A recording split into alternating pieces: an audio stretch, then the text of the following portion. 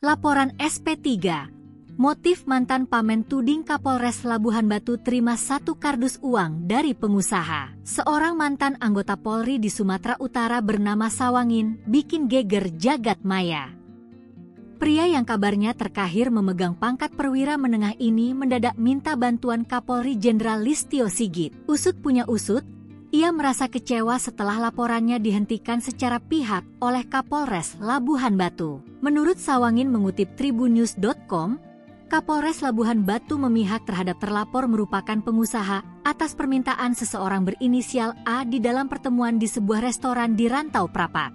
Sawangin menerima informasi dari salah satu personil Polres Labuhan Batu bahwa Kapolres diduga menerima sejumlah uang yang diberikan inisial A di dalam kardus sebagai oleh-oleh. Setelahnya, perkara yang dilaporkan Sawangin akhirnya di SP3 oleh penyidik.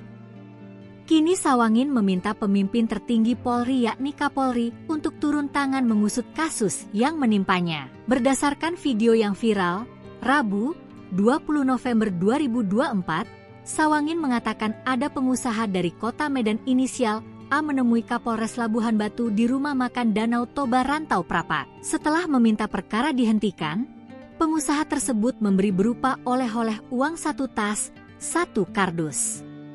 Ini saya terima laporan dari salah seorang polisi yang hadir di rumah makan itu, kata Sawangin. Dia menyebut setelah pertemuan itu, laporannya dihentikan oleh Polres Labuhan Batu. Kasat Reskrim Polres Labuhan Batu, AKP Teku Rifanda Ihsan, menyebut kasus itu dilaporkan Sawangin ke Polres Labuhan Batu pada 1 Maret 2024. Namun, dia mengatakan bahwa Sawangin bukanlah anggota Polri aktif.